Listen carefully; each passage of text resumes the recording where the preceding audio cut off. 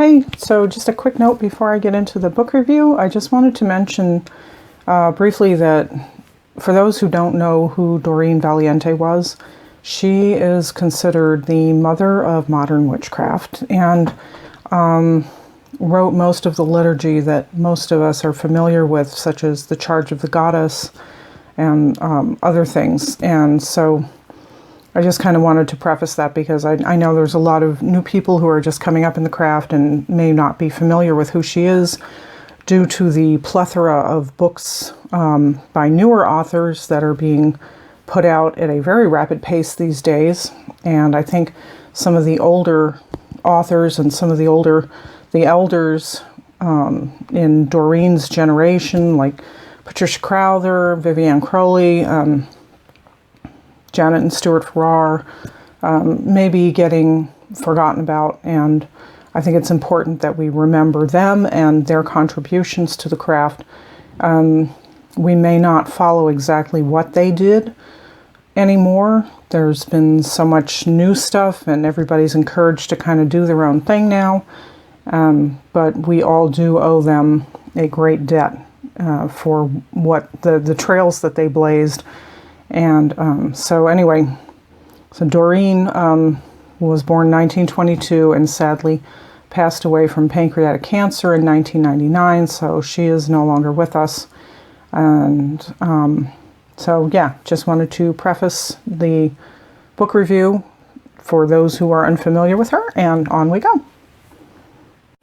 Hi all, welcome back. And I wasn't expecting to do another video this year. I thought I had pretty much exhausted everything I wanted to talk about, at least during the holiday season, but I finally finished this book, which I started a couple of months ago, Doreen Valiente, Witch by Philip Heselton, and wanted to just do kind of a quick little review. This shouldn't run too long. By and large, I liked it very much. There was a great deal of information in here I never knew about Doreen. It details a lot of her early contacts with the revival of the craft in England, with her dealings with Robert Cochrane and Gerald Gardner and a number of other people.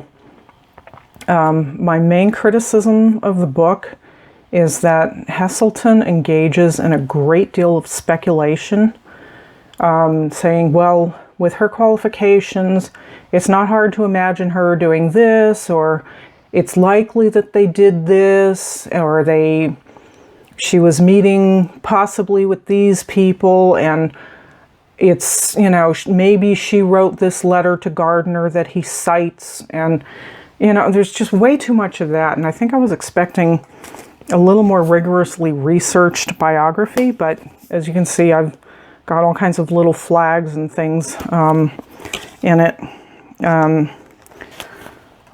It is likely that Doreen sometimes met other members of the coven at the witch's cottage.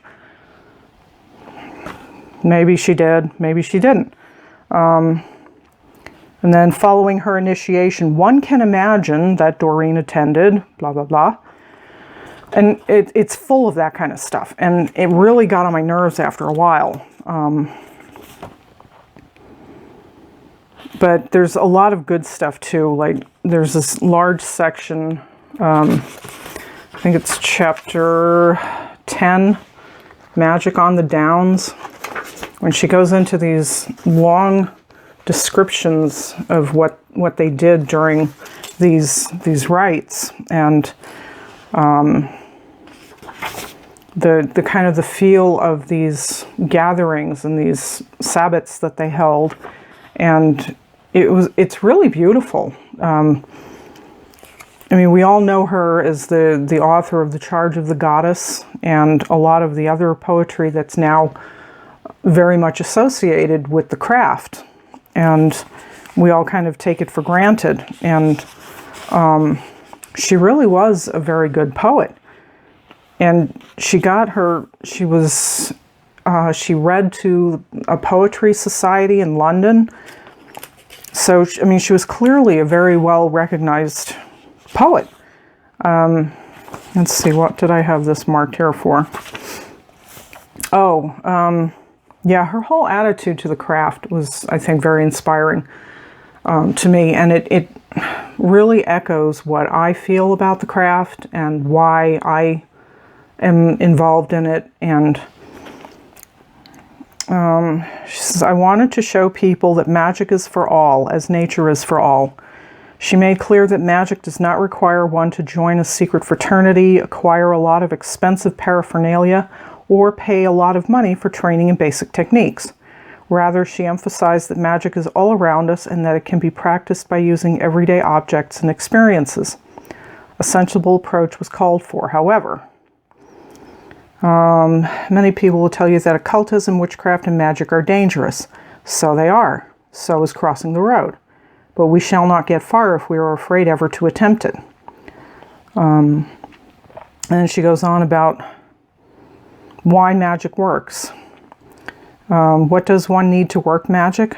Many of the old books called grimoires, secretly handed down through the centuries, tell their readers of most elaborate requirements for the rites of magic. They describe consecrated swords, wands, pentacles, and so on, together with rare incenses and other strange formulae. But the greatest adepts in the magical art have also made it clear that all these things are but the outward trappings. The real magic is in the human mind, which I also firmly believe. And talks a lot about her friendship with Patricia Crowther and the connection that they had. Oh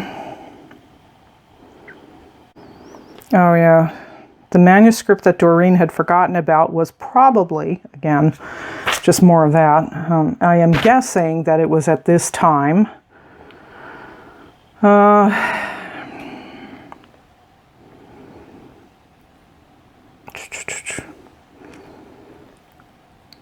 So I think I planned my autobiography.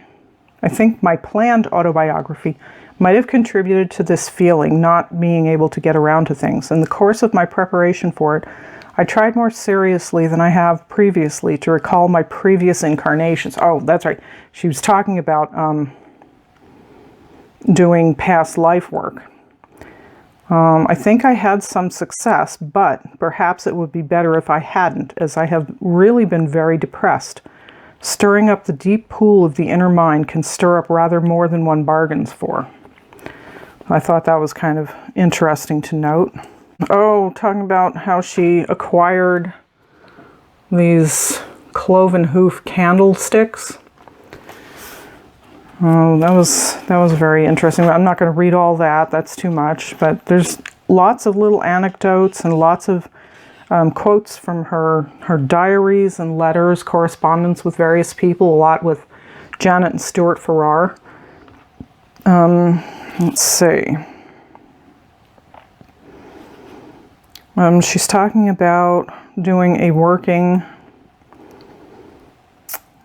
After she had passed away, they found a bunch of crocodile skin handbags and shoes in her closet or something.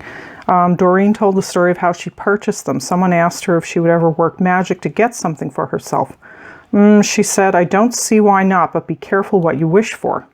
She then told the story about seeing a pair of crocodile shoes in a shop in Brighton. She could not afford them, so she went away and, as she put it, did a little somethings in the normal way.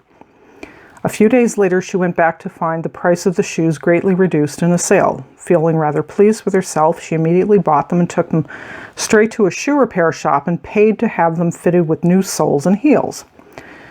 Now, she said in her talk, here's the rub. I was so excited at the price, I didn't try them on in the shop, and when I finally got them home, they didn't bloody well fit. So here is the lesson. Whatever you do with your craft, make sure you are 100% careful what you wish for, and make sure that the end result is going to be the one you really want. Wise words indeed. Yeah, it's a great book. If you have any interest, if you're practicing the craft or interested in the history of it, I would highly recommend this. It is not, I don't think, a great biography. He talks a lot about her work at Bletchley Park during World War II, claiming that she was a linguist, and I'm not really sure what he bases that on, because apparently Doreen never talked about what she did there, and the records are very scarce. She kept, she had to take oaths of secrecy being employed there, and she never broke those oaths. So, hard to say what she did. But anyway, it was a very interesting read, and like I said, I would definitely recommend it. I gave it, 4 stars on Goodreads, mostly because all of the constant speculation and constant exclamation points really got to me. I think it could have done with a little more editing, and yeah. So anyway, that's that, and that's probably long enough for this, and I will talk to you later. Blessed be.